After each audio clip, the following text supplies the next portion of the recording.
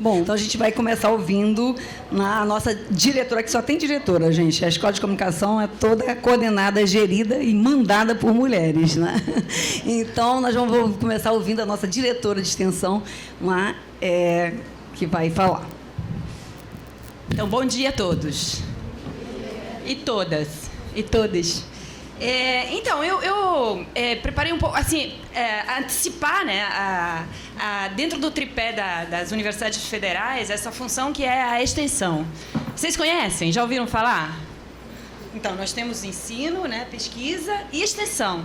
E a extensão é a que se ocupa de criar relações mais próximas entre comunidade acadêmica e comunidade cidadã. Então, é o que parte daqui para fora, né, sem perder a relação com o lugar, com aqui, né? Qual é o sentido que eu pensei hoje, né, de falar para vocês da extensão? É reafirmar na cidade a universidade como um lugar dado ao exercício da inteligência, não um exercício particular, um exercício público da inteligência.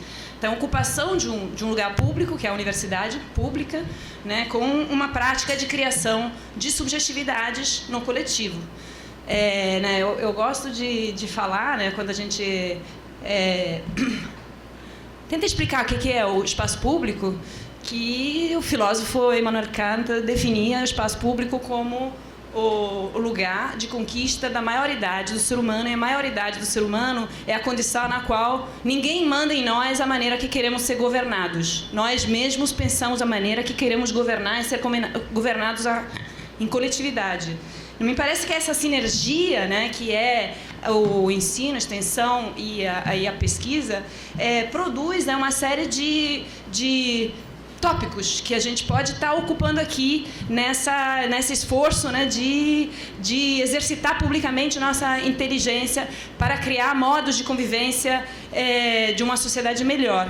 E esses tópicos que eu vou lançar hoje são descoberta, mudança, né, experimentação da transformação social, reflexão e praxis. Praxis é uma palavra que indica, né, uma dialética específica entre teoria e prática. E a extensão é exatamente isso, né? Ou seja, inventar oportunidades para transformar tudo aquilo que aqui nós refletimos e estudamos numa prática de transformação social. Às vezes, uma metodologia de ensino, às vezes, uma prática, né, de intervenção pública. Na UFRJ, aqui na ECO, a gente tem um curso de direção teatral, um curso, né, muitas disciplinas ligadas ao audiovisual. Então, se trata também de pensar como a arte é uma prática de extensão e transformação social que tem uma penetração, às vezes, na cidade, muito mais impactante, né, por causa da empatia que provoca, do que o estudo quando ele fica fechado dentro dos muros, né? Então, esse exercício é um exercício inteligente. Tem que pensar, né? Como produzir esse efeito, esse debate. E nós temos aqui na escola, nós estamos aqui hoje, inclusive, nessa semana do Ecomenso, é importante para a extensão, porque vocês vão ter oportunidade de conhecer projetos incríveis dos professores e das professoras incríveis que vocês têm aqui, pesquisadores e artistas, que são também figuras públicas, né? Jornalistas, comunicadores, atuantes, ativistas, militantes, criadores de treta, aqui isso está se tornando profissional, né? Esse é um... vai dar curso, a Ivana posso falar, vai dar curso de como criar treta no Facebook citando Foucault. Essa é uma prática de extensão excelente, né? Não professores escondidos nas infindas pregas, né, da burocracia, que pode ser inimiga, né, no caso da vivência de um aluno que entra dentro da universidade e se depara com a dificuldade de gerir nossos sistemas informáticos. Mas, além disso, vocês aqui têm oportunidades concretas de vir procurar a Bárbara ali na sala da extensão para tentar, né, acessar, de fato, o que a universidade propõe como lugar a ser ocupado. A ocupação que vocês vão produzir aqui é essencial, senão nada dos nossos projetos funciona, né? Ele fica uma caixa vazia, né? Enquanto o importante é que vocês entendam bem como, né, procurar transformar a sua ação numa colaboração parceira aqui, partir para a prática, sem esquecer de ligar o cérebro, né, o bom senso. E o que eu queria dizer, então? A orientação, né, da extensão em todos os seus projetos, que vocês vão achar no catálogo, no site da ECO, que daqui a pouco vai entrar no ar também, é uma orientação que é interdisciplinar. Então, a gente procura, né, produzir projetos que possam comunicar entre o ensino e a pesquisa, né? Temos projetos de rádio, temos a mostra de teatro, que é um grande projeto de extensão, tem projetos de performance, de filosofia em quadrinhos, tem o LEP, que é o Laboratório de Estética e Política, que eu coordeno, que faz projetos os mais diversos. E agora as informações, que aqui eu tenho que dar para vocês. Né? Os cursos, eles têm que acreditar horas de extensão. Então, vocês como alunos, vocês têm que começar a pensar isso, não digo logo, assim, sem estresse, né? Mas quase logo, quase daqui a pouquinho. Porque não sei se vocês sabem que a comunicação tem que acreditar 320 horas de extensão, a ADT tem que acreditar 300 horas e o jornalismo 310 horas. A ADT é a direção teatral. Você sabe que aqui na Escola de Comunicação tem um curso de direção teatral que vocês podem, inclusive, frequentar. E tem muitos projetos de extensão que tem a ver com encenação, performance, teatro, instalação, esse tipo de produto artístico numa cena expandida, né, das artes. Então, quando, né, as disciplinas, existem disciplinas de extensão também que são integradas na grade curricular, e a escola está se organizando para ampliar a rede de parcerias de maneira a poder acreditar horas de extensão de projetos também produzidos não pela escola, não pelos professores da escola, mas fora da escola, né, com nossos parceiros. Então, vocês precisam procurar a gente para entender todas essas oportunidades, que eu não vou agora explicar aqui em detalhes.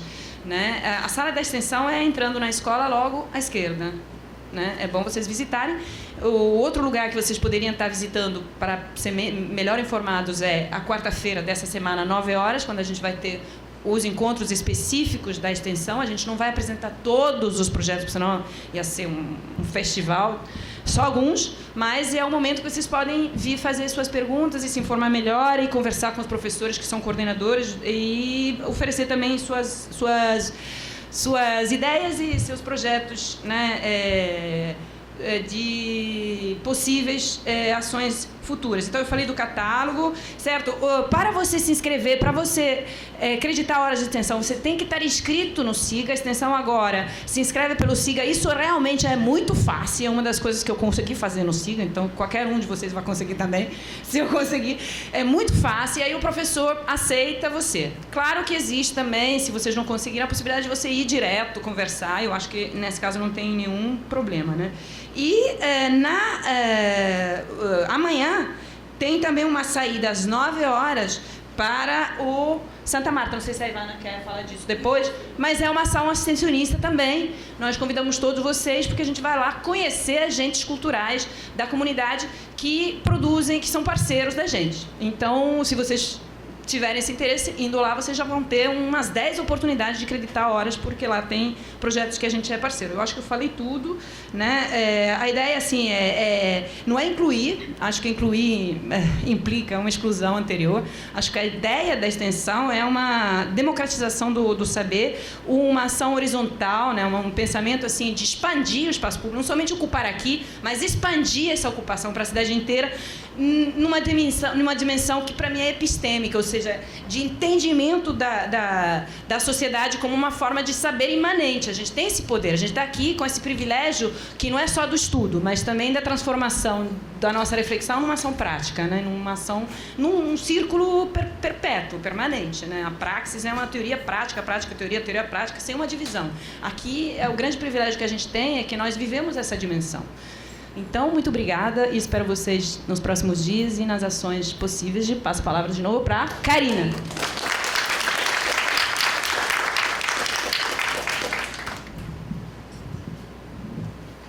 Alô?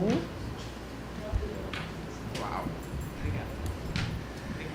Olá, bom dia a todas e a todos, a todas, né? Nós somos esmagadora maioria aqui nessa plateia, né, gente? Que bom, né? Maravilha.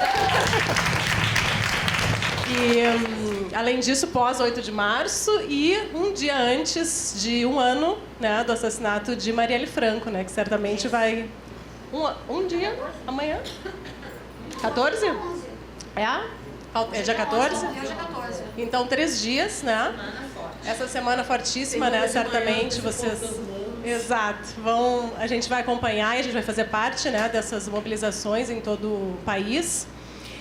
Nós somos parte disso, né? Cada um de nós como ativistas, como formadores de opinião. E eu queria dizer para vocês que, especialmente para mim, né, é um privilégio, uma honra estar aqui com vocês, com as professoras que me acompanham aqui na mesa, porque eu sou, como muitos de vocês, né, recém-chegados, talvez até no Rio de Janeiro, né, e na universidade. Sou uma gaúcha, cheguei há pouco tempo, né, aqui no Rio, concursada há pouco tempo também aqui na ECO. Então, assim, é uma grande honra e um grande privilégio, realmente, assim, fazer parte desse momento, dessa universidade, que é uma universidade, certamente, uma das mais importantes e bem conceituadas na formação de comunicadores, né, em todo o país, né, certamente. A gente tem falado muito, ultimamente, né, de privilégios sociais, vocês não devem ter dúvida nenhuma de que são privilegiados por estarem nesse local, né, neste lugar, né? E a gente tem falado muito também, aí eu lembro mais um conceito, que é um conceito caro para nós na comunicação, até no âmbito da análise do discurso, por exemplo, né, uma dimensão onde a gente utiliza muito esse conceito, que é o de lugar de fala, e vocês já devem ter ouvido falar muito pela Djamila Ribeiro, né, que tem tratado muito dessa questão, e que é outro ícone, né, para a gente hoje se inspirar também nessas mudanças que têm acontecido a partir, né, do espaço público, como a Alessandra colocou, de como o nosso lugar de fala aqui também é um lugar de privilégio, é um lugar de transformação social, é um lugar de oportunidade única, né? Então, primeiro, dar as boas-vindas para todos vocês, dizer que nós temos muito em comum, eu também sou recém-chegada, né? E estou muito feliz de estar aqui compartilhando esse momento com vocês. Uma outra questão que eu gostaria de abordar, e eu acho que isso é parte do tema que a gente está discutindo aqui, que é a questão da comunicação e democracia. Todas essas questões aqui que eu coloquei inicialmente, né, com relação às disputas, né, políticas, os conflitos, né, de discurso e de saber, né, na esfera pública, elas têm toda a relação, têm profunda relação com essa questão da comunicação e a sua incidência no espaço democrático, né, na construção da democracia. A gente tem hoje isso, talvez vocês compreendam e saibam melhor do que nós, o exercício da política mediado pela tecnologia, né? A gente tem um presidente que governa pelo Twitter, certo? É isso, né? Não é nada mais que isso. Um presidente que governa pelo Twitter, indicações políticas que são derrubadas pelas redes sociais, né? Indicações de cargos importantes. A gente teve há pouco, no caso de indicação para o Conselho de Segurança, né, de uma ativista importante que foi derrubada em função da revolta, né, pelas redes sociais. A gente tem também aí uma guerra, né, das hashtags permanente, né, que pauta a esfera pública, que hoje é a nossa agenda setting, digamos assim, né? A gente vai trabalhar isso em teoria da comunicação, né, uma das teorias que a gente trabalha, a pauta do espaço público feita pelos veículos de comunicação, pelo ativismo na comunicação. Hoje, digamos assim, esse protagonismo que anteriormente era muito mais dos próprios veículos e dos próprios comunicadores, se transferiu de forma muito radical para o público, para os receptores, para a população de uma forma geral, que hoje também produz informação, que hoje também tem os seus microfones próprios através das redes sociais, das tecnologias, né? Então, esta é uma dimensão também muito fundante, digamos assim, do debate de hoje que envolve comunicação e democracia, né? Afinal de contas, qual é o espaço de legitimidade da construção da informação, né? Nós não temos mais essa exclusividade da produção da informação a partir, digamos assim, dos peritos que nós tínhamos anteriormente, né, que eram os jornalistas, que eram os formadores, né, de opinião. Esse é um conflito que está estabelecido e que é cada vez mais grave, né? Aí eu poderia trazer também uma questão muito atual que aconteceu ontem. Vocês também devem estar, talvez, acompanhando isso, que é mais uma situação, né, criada pelas inserções do presidente no Twitter, né? Digamos assim, uma espécie de, não exatamente crítica nem ameaça, mas mais uma fake news, né? A Ivana fala muito bem disso e vai certamente abordar também, com relação a uma acusação a uma jornalista, né, que está no exercício da sua profissão, que desenvolveu um diálogo nada mais do que as técnicas óbvias e cotidianas que se usam em redação, e o presidente da República considerou isso uma espécie de perseguição com o fim de derrubar o seu governo.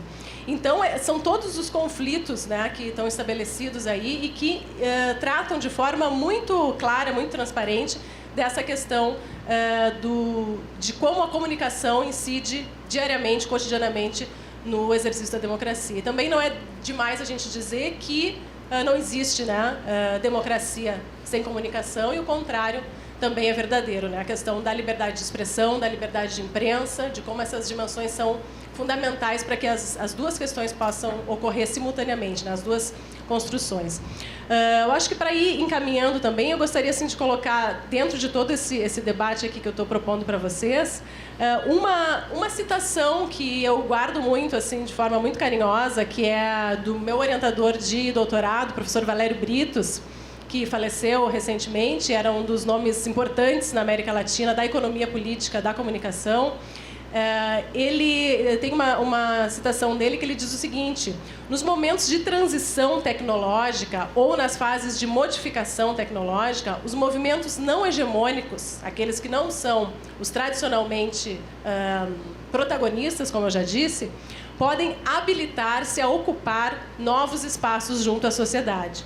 É mais ou menos isso que a gente está assistindo desde essa mudança tão forte, né, de característica dos veículos, de exercício da comunicação pela tecnologia, né, mediada pela tecnologia. É a possibilidade dos ativismos, é a possibilidade do exercício coletivo, do exercício subversivo, do exercício marginal até, digamos assim, no sentido de reversão daquilo que é o hegemônico, de ocupar espaços que anteriormente eram ocupados só pelas camadas mais privilegiadas socialmente, né? Então, a gente tem visto isso cotidianamente, isso é uma oportunidade, digamos assim, né? É algo que a gente tem visto, mas, ao mesmo tempo, a gente tem uma série de amarras, uma série de barreiras que continuam fortes, né? Como a questão da propriedade dos veículos de comunicação, como a questão da dimensão econômica, da dimensão religiosa, né, da influência de todas essas questões sobre a organização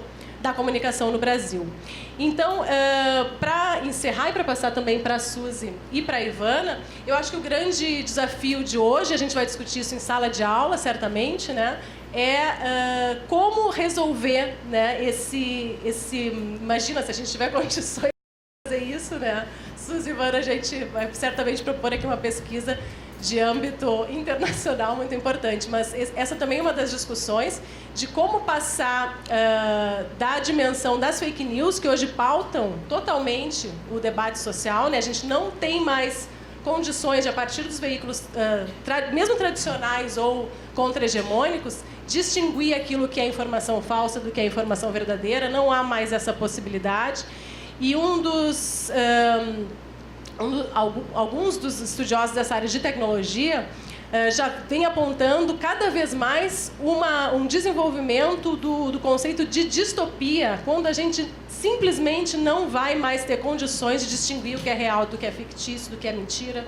E isso leva cada vez mais a uma ameaça muito séria à democracia, porque a gente não sabe mais como se está trabalhando com a verdade, com o que é real, com o que não é fato. Então, essa é uma das grandes questões que estão colocadas para nós na comunicação, para nós na produção de informação. Mais uma vez, sejam bem-vindos. Muito obrigada a todos por me ouvirem, por nos ouvirem aqui nessa oportunidade. Estamos aí nos corredores à disposição de vocês, tá? Um abraço.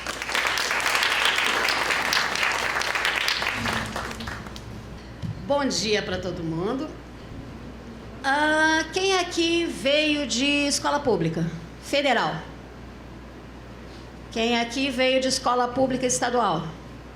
Quem aqui veio de escola pública municipal? Em algumas regiões tem algumas que vão até ensino médio. Quem vem de escola privada? Quem não é do Rio de Janeiro? Quem não é do estado do Rio de Janeiro? De onde vocês são? Os que são de fora do estado? De que estado você é? Ah, tá, não. Quem vem de fora do estado do Rio de Janeiro? De onde vocês são? Diz. Pernambuco? Minas. Duas de Minas, mais alguém de algum outro lugar? Minas Gerais. Minas também. Ah, então... Tem gente do Amazonas, Nessa seleção? Tem. Até porque chegar aqui não é um negócio tão simples assim.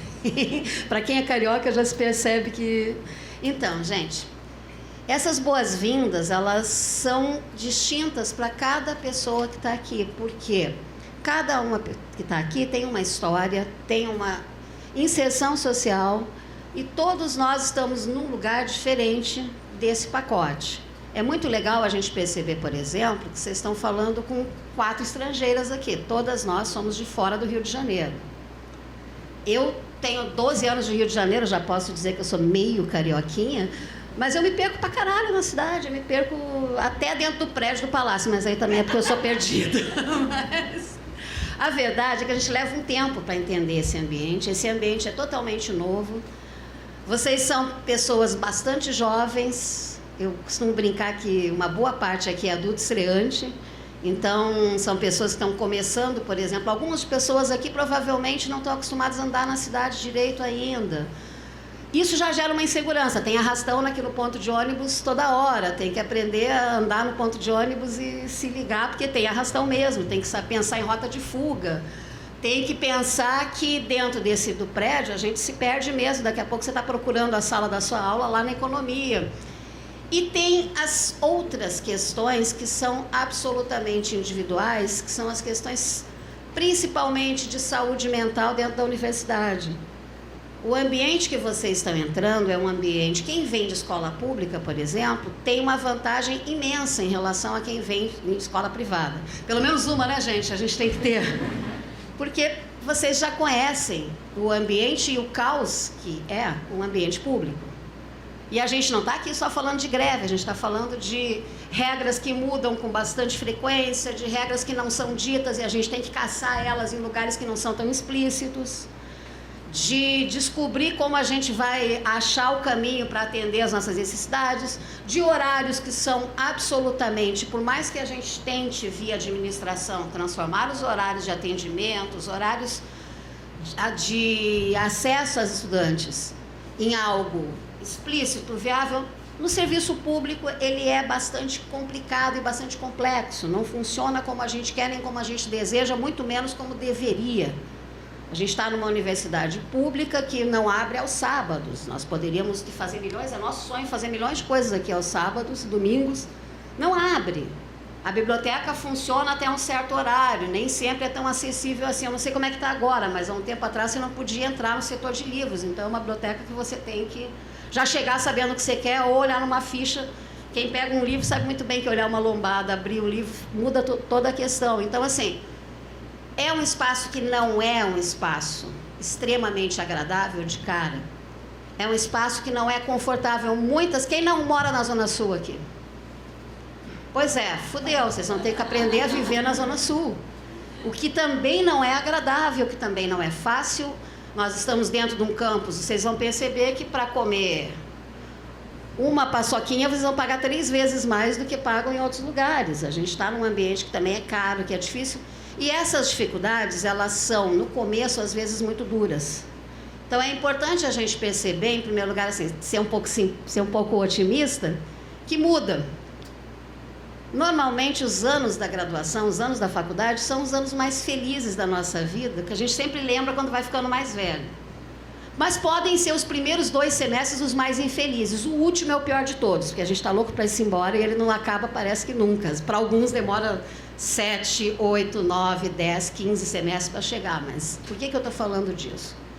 Há mecanismos e há grupos dentro da universidade que, mesmo com esse engessamento, mesmo com todas as dificuldades que a gente enfrenta, e a universidade pública está sob ataque desde 2016, sempre esteve sob ataque, mas está sob ataque cada vez mais forte. Então, a gente, obviamente, está tentando com muitas dificuldades, todos nós. Tem grupos internos entre estudantes, coletivos que vocês vão conhecer hoje. Hoje que vocês vão conhecer os coletivos? É hoje, daqui a pouco. Os coletivos, tem grupos de apoio dentro da própria universidade e tem a gente. Nós estamos aqui fundamentalmente não para... Claro que sim, é trabalho, é emprego, a gente trabalha aqui, nós temos que ficar aqui, vocês vão ter que ir embora, a gente vai continuar aqui, não vamos aposentar nunca mais, então vamos continuar aqui até o infinito, mas nós estamos aqui também para tentar tornar esse ambiente o mais agradável possível para vocês. Então, nós somos todos acessíveis, é claro que não é aquela coisa automática e simples, aquele papo, mandei um e-mail e você não me respondeu, é verdade, pode acontecer, mas... Somos vários, somos bastante sensíveis e estamos com vocês. É claro que a gente sabe também que há questões hierárquicas e que há questões quase insolúveis. Mas a gente está aqui e vocês vão ser, é muito importante prestar atenção nesse momento que vocês estão vivendo. Vocês estão entrando no primeiro semestre em que a Escola de Comunicação passa a ter uma separação entre habilitações que antes eram juntas.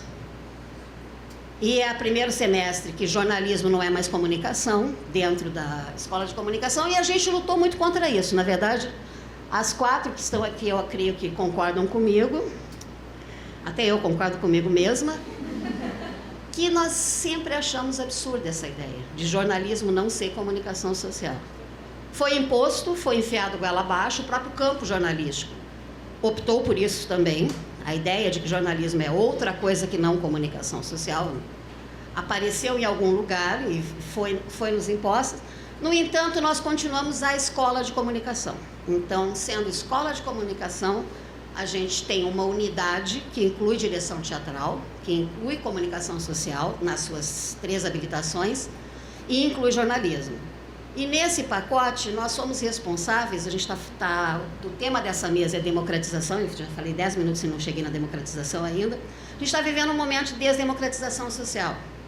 Não que os meios de comunicação no Brasil, em algum momento, ou a comunicação social, mesmo a comunicação pública, no Brasil tenha sido democrática, porque nunca foi, a gente sonha que um dia seja, mas nunca foi, mas estamos vivendo um momento de maior acirramento. E embora a gente tenha muita esperança em novas tecnologias, a gente também sabe que os algoritmos são opressivos. A gente também sabe que quem controla os algoritmos, tem um livro importante que não saiu em português que chama Algoritmos da Opressão, quem controla Google, quem controla o WhatsApp e como controla, está fazendo isso globalmente. Não é à toa que nos últimos 20 anos nós tivemos 20 pelo menos presidentes da República que eram ou apresentadores de rádio e televisão, ou passaram a ter programas de rádio e televisão no primeiro semestre. O de Bolsonaro vem aí, por enquanto ele está contente com o Twitter, e com o Ratinho, e com todos os programas da Record, e com o Pânico na TV, e com a Luciana Gimenez, mas isso não vai durar muito tempo. Aposto que até o final do ano a gente vai ter o programa dele semanal, nos enfiado goela abaixo pela TV pública. Então, nesse contexto, todos vocês vão estar entrando no mercado de trabalho. Há possibilidades por diversos campos. É imprescindível criatividade e adaptar-se ao ambiente. Adaptar-se ao ambiente não é aceitar o ambiente. Muitas vezes é lutar contra ele. Então, nesse contexto que nós estamos vivendo, nós vamos ter aqui... Quantas pessoas aqui entraram para a habilitação jornalismo? Uau! É que... Eles gostam da manhã, né? O pessoal de RTV só vai aparecer à noite achando que tem começo. Então, uma boa parte de vocês vai trabalhar com formação de opinião pública. Outros de vocês vão estar trabalhando com o anúncio e a publicidade das questões de comunicação.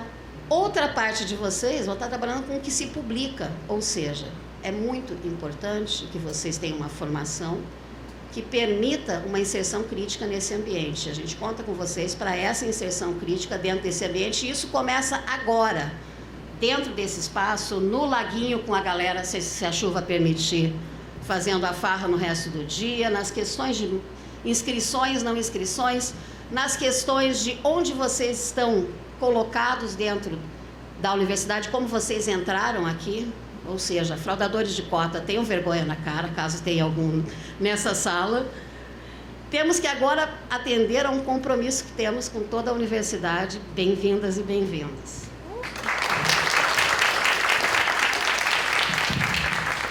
Bom, a gente acabou de ter a fala do sincericídio, né, gente? Bem, então, bom dia de novo, bem-vindos à Escola de Comunicação. Eu quero a esponjinha da UFRJ. Não precisa. Precisa? Alô, precisa. Bom, e sem dúvida eu acho que esse é o campus mais bonito da UFRJ. A gente fica muito feliz de estar aqui, né, na Urca e não no fundão. Mas, enfim, também vou muito feliz. Eles tentam nos mandar para lá há muito tempo. Nós resistiremos até os 70 anos, quando seremos expulsos da universidade.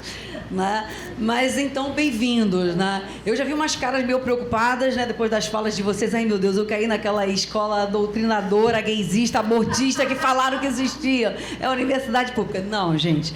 A UFRJ e a Escola de Comunicação da UFRJ tem tudo o que a sociedade tem, né? Tem as professoras progressistas, tem o tiozão do churrasco bolsonarista, tem de tudo. Então, nós somos uma escola, diversa, né? Nós temos uma escola diversa e que, né, onde essa democracia e onde essa diversidade de comportamento, de valores, de religião, ela existe, ela está em disputa, está em conflito como na sociedade. Então é muito bom que eu acho que as universidades públicas brasileiras hoje, né, elas refletem justamente esse microcosmo. E pela primeira vez nós estamos, né, no primeiro ano recebendo pessoas que vieram de muitos grupos sociais, recebendo vocês depois de uma eleição, de um processo político tenso, conflituoso, né, que passou por essas experiências assim, radicais no campo da comunicação. Né? A gente tem um presidente meme, né? Meme no sentido que trabalhou com a comunicação memética, em que as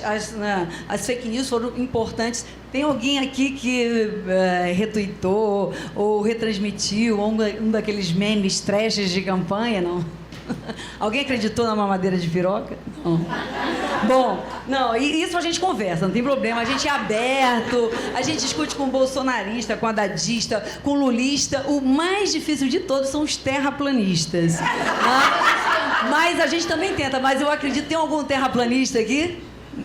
Não, ai que bom, ai que sim. Mas, enfim, na verdade... Você pode mandar aquele e-mail, terraplanista... anônimo, @gmail. A gente tem grupo de apoio para tudo, até para terraplanista, né? A Suzy é encarregada dos grupos de apoio, de acolhimento, inclusive de terraplanistas. Mas eu estou brincando para dizer que realmente a gente está recebendo a primeira geração de estudantes, o primeiro grupo de estudantes, pós um processo muito difícil, muito conflituoso, que a gente sabe que acabou com o Natal de muitas famílias, com, né, relacionamentos, que criou uma experiência de guerra e de disputa, não só na política, né, mas na nossa afetividade, nas nossas relações. Então, foi uma experiência muito doída. Obviamente, vocês estão com uma carinha ótima, parece que não sofreram tanto, mas eu conheço pessoas que tiveram profundos processos, enfim, conflituosos dentro dessa experiência de democracia radical, né, de democratização, né, e de discussão pública muito intensa. Então, foi muito bom que a Suzy falou dessa distinção do jornalismo para a comunicação. Para vocês saberem, a Escola de Comunicação, que se inaugurou e começou nos anos 70, quando ela surgiu contra a ideia, né, que você tinha um campo do jornalismo específico, distinguido do campo da comunicação. E, obviamente, que eu acho que essa foi uma aposta vencedora, porque nós descobrimos, né, que nós produzimos a mídia. Todo mundo produz mídia hoje, né? Essa figura do hiperespecialista, essa reserva de mercado para o jornalista, inclusive com o diploma que caiu, foi uma das poucas momentos que eu concordei com o Gilmar Mendes, quando ele acabou com o diploma de jornalismo. Por quê? Porque apontava justamente para esse momento que a gente está vivendo, né? Onde a mídia somos nós, onde para você abrir uma padaria você tem que ter uma estratégia de comunicação, onde o presidente da República governa a partir das redes sociais, onde nós tivemos uma eleição que foi ganha a partir também, óbvio, com milhões de questões muito complexas, não podemos reduzir a isso, mas também porque teve uma comunicação onde, né, memética, veloz, fake news, que se popularizou e se massificou a ponto, né, do tiozão do churrasco virar um ativista, a nossa tia de 80 anos, 70, a mãe e o pai produzirem memes, né? Então, eu tenho brincado que a Escola de Comunicação, né, é uma escola de comunicação tradicional. Vocês vão ver que a maioria dos cursos trabalha de forma ainda tradicional no campo da comunicação,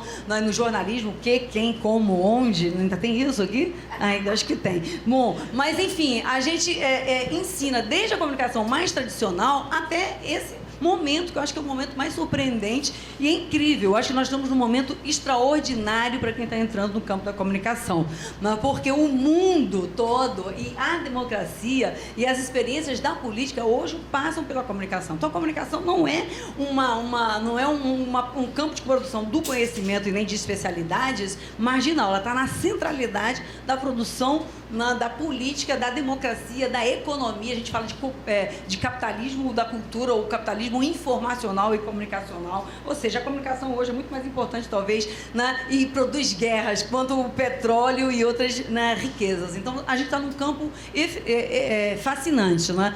E aí, nesse sentido, né, eu sempre brinco, né? A gente é uma escola ainda tradicional, a gente está fazendo essa transição para essa comunicação diversa, horizontal, das redes, que foi uma utopia quando a internet apareceu e que hoje também mostra o seu lado distópico. Né? A gente achou que a internet ia produzir a democratização, a tolerância, né? A diversificação dos valores, e a gente viu também, né, as redes de ódio, as redes de difamação, as redes que acabam a vida de alguém, né? Enfim, com alguns posts, né? Ou seja, um poder de destruição, de distopia muito grande das redes sociais. Né? A gente não se preparou para isso, então a gente está na ressaca dessa distopia. A gente tem trabalhado muito na escola também, né, essas formas de pensar, né, essa democracia direta. Será que justamente nós estávamos preparados para uma experiência de democracia direta? A gente achava que eram os campos progressistas que iriam fazer essa experiência da democracia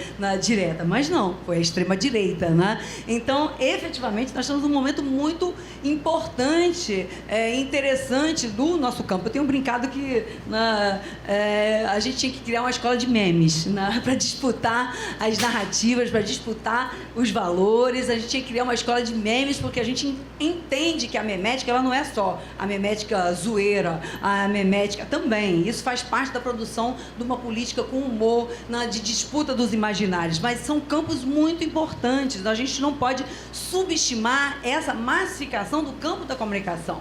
Né? Então, uma escola de memes, né? Eu estou aqui de rosa aqui em homenagem à Mangueira, e eu acho que a gente tem que aprender a se comunicar como uma mangueira. Né? A Damares também faz uma ótima comunicação ao revés. Ai, meu Deus, o azul.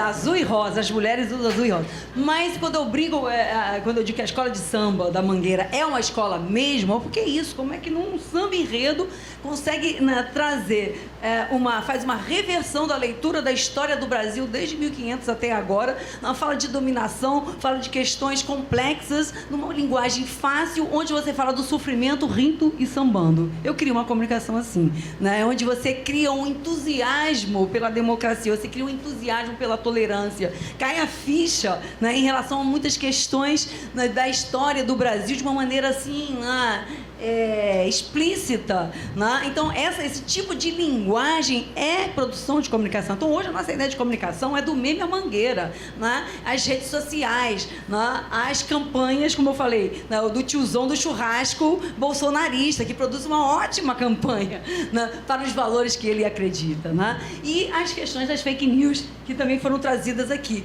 que é muito complicado, né? Como é que você faz com que alguém acredite ou mude de opinião em relação a algo que ela acredite? Então, as fake news, elas não são só um problema de verdade e falsidade, é um problema de crença, né? Você acredita naquilo, você quer acreditar. Então, as pessoas procuram memes e informações que, né, reforçam aquilo que elas já acreditam. Como é que você conversa com uma pessoa dessa? Nós conversamos, viu, gente? Conversamos com todos, né? E eu acho que a gente discute. Quando eu falo de crença, eu não tenho nenhum problema com os terraplanistas. Eu acho que eles são os que menos mal fazem ao mundo, né? Por acreditar que a Terra é plana.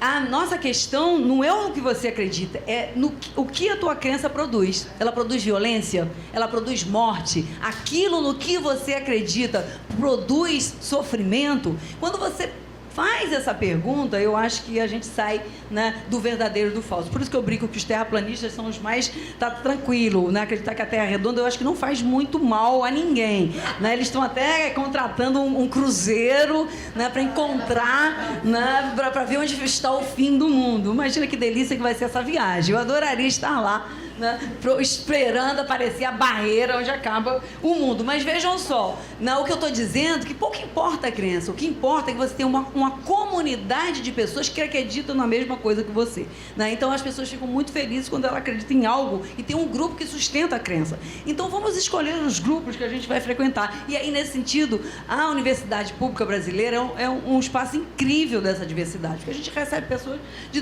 agora de todos os grupos sociais, de todos os estados, com todos os sotaques. Tem italiana, gaúcha, né, baiana, eu sou amazonense, paranaense. Italiana também. Eu nasci em Rio Branco, no Acre, né? Aliás, Rio Branco, Acre não, desculpa, Parintins, Amazonas, estou mal, tô errando até o lugar que eu nasci. Parintins, Amazonas, vivi no Acre, em Rio Branco, vim para o Rio de Janeiro e a Universidade Pública me abriu todas as oportunidades. Então, vocês entraram numa máquina de mobilidade social, onde não pouco importa de onde vocês vieram de Parintins, Amazonas, do Paraná, do interior, não é do interior, é da capital, do interior, do Rio Grande do Sul, do estado de Santa Maria, a universidade pública, ela ainda é um lugar de mobilidade social. E isso eu acho que é extraordinário numa sociedade tão desigual, numa sociedade tão violenta, numa sociedade em que você tem gerações e gerações de pessoas que nasceram num grupo social e não conseguiram sair dele, tiveram a mãe empregada doméstica, a filha, a neta, que não conseguiram mobilidade social. Então, essa oportunidade, gente, ela realmente ela é única. Eu acho que vocês vão ter 4 anos aqui para descobrirem essa... Eu digo que as universidades públicas e as universidades como um todo são um portal mágico de transformação. Eu gostava de dizer que nesses 4 anos vocês vão mudar de opinião, talvez de religião. Eu dizia que mudavam também de gênero e de sexualidade, mas agora alguém pode gravar e mandar para o ministro. Melhor não. Mas pode também, pode mudar. Ou seja, é um momento realmente de transformação. Eu acho que, eu me lembro, eu entrei na universidade, eu era pedra, não era gente ainda. Melhorei muito, mudou a minha maneira de ver o mundo. Então, é um momento mágico, é um momento, eu acho, de muita felicidade, é um momento, assim, de muito afeto também, dentro dessas formas da gente pensar a política, pensar o Brasil, que é um país que continua sendo extraordinário, apesar de todos os pesares. Então, é isso, bem-vindo. Eu acho que a gente podia abrir para uma rodada de debate, de discussão. Essas questões palpitantes, quando eu brinquei que eu quero fazer o meu curso de treta com citação de Foucault e de Deleuze, é para a gente também melhorar as nossas formas de argumentar, de discutir, de disputar os valores. E a gente espera que os valores... Quais são os valores da escola de comunicação? São os valores humanistas, são os valores da diversidade, são os valores dessa pluralidade e dessa democracia. A gente não quer que ninguém pense como a gente só quer que vocês pensem qual a consequência das crenças e dos valores que vocês têm. E a gente espera que, enfim, ao longo desses 4 anos, se a gente não mudar nada em vocês, se vocês não mudarem nada, nós fracassamos também. Se você entrar e sair com o mesmo tipo de pensamento, tem alguma coisa errada. Então, vocês já estão muito sofisticados. Acabou o 2º grau, aquela era do decoreba, das mitocôndrias, da tabela periódica, aquelas coisas todas que vocês foram obrigados a decorar. Não precisa decorar mais nada, basta a gente se preparar para articular, para debater, enfim, para pensar o que pode ser uma intelectualidade de massa. A gente aposta nisso, a gente quer formar massivamente novas inteligências nesse país. É isso, obrigada.